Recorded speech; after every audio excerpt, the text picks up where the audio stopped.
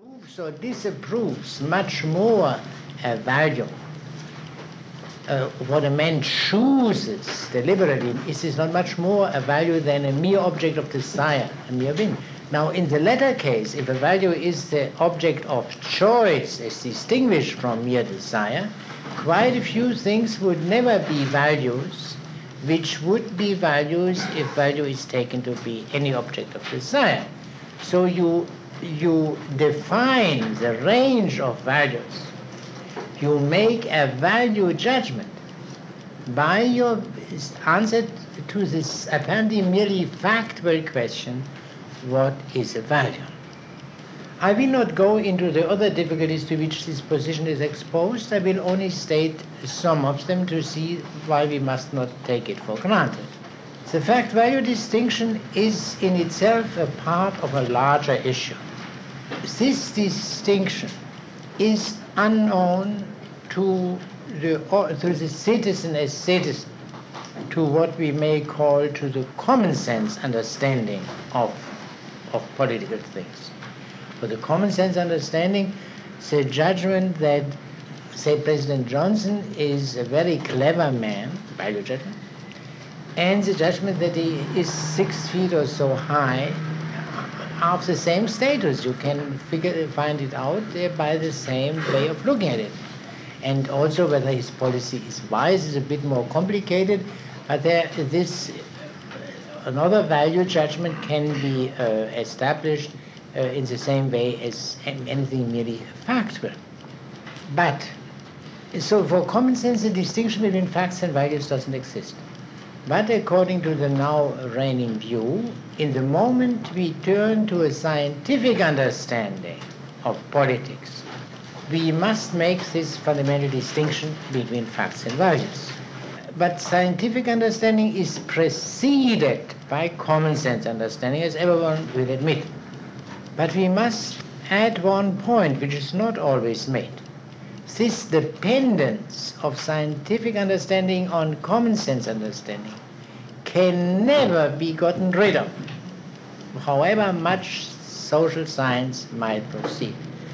The very simplest example, which I always adduce, and I apologize to those of you who have heard it, when you are sent out by a sociology department or maybe a political science department to find out the opinions of people on whatever the subject may be, they tell you many, many things, but they don't tell you that you should only ask human beings for their opinion.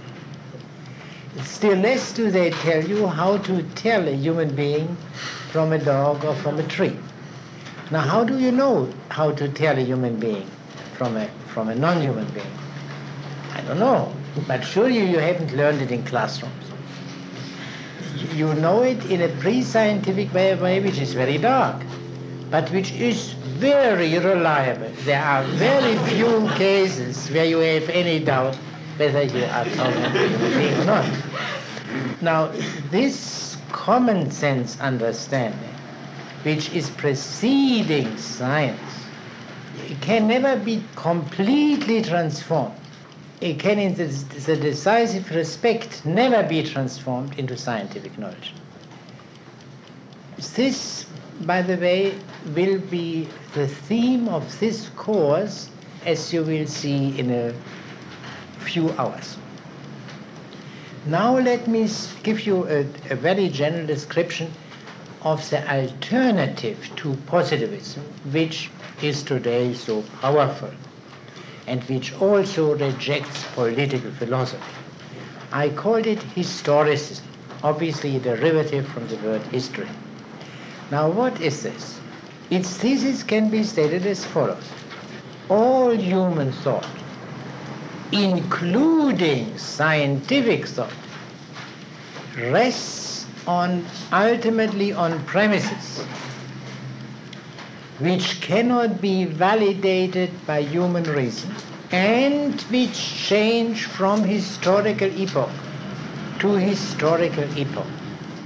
The clearest presentation of this view in the English language, which I know, is that by Collingwood in his autobiography.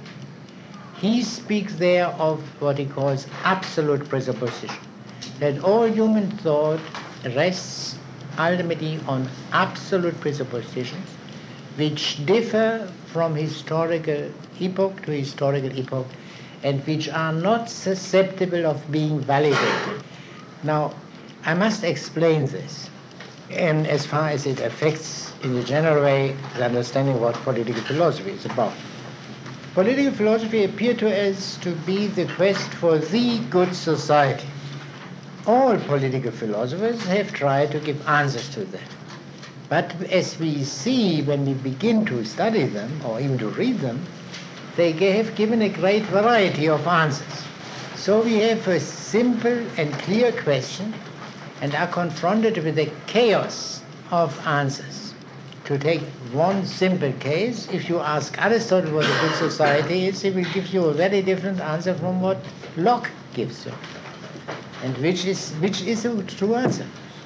Now this question, we can say, was faced for the first time, this form, by Hegel about 100 years ago, 130, 40 years ago. Now Hegel's answer is this. If you look at this variety of answers, you will see that there is no chaos at all, but order and necessity.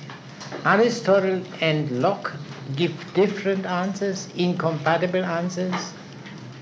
Yes, undoubtedly.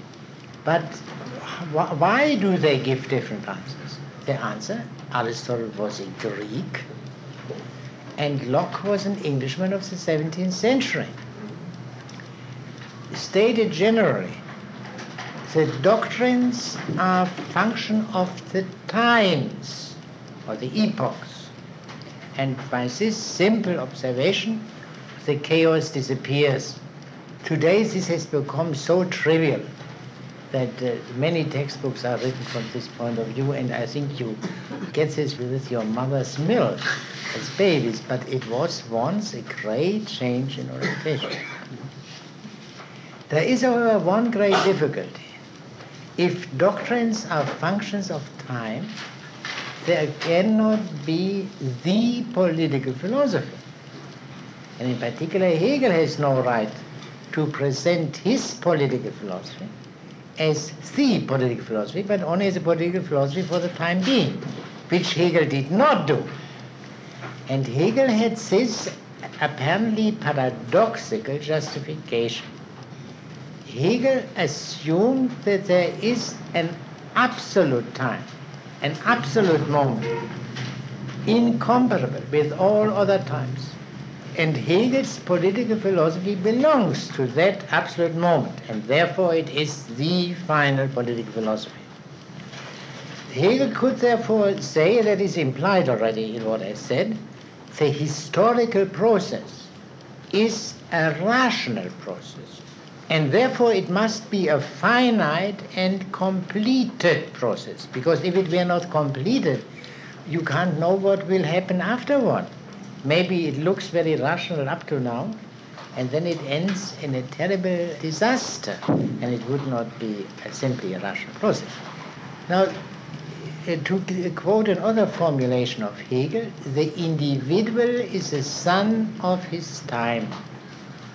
And that means even the most reflected, the most unprejudiced, the most philosophic individual is nevertheless the son of his time, and therefore what he will say is bound to be dated sooner or later. Now, after Hegel, and now I come to historicism, the following view prevailed. The historical process is not completed. This seems to be very commonsensical. There are so many problems to solve, theoretical and practical, at all times, and hence it is not rational. And yet it remains true that the individual is a son of his time. And therefore, so we are dependent in our thought on certain fundamental premises belonging to our time or epoch or culture, however you call it, and yet these principles cannot claim to possess universal or eternal validity. Again, this has become very trivialized, and every one of you will know it from high school at the latest. Political philosophy, according to this view, must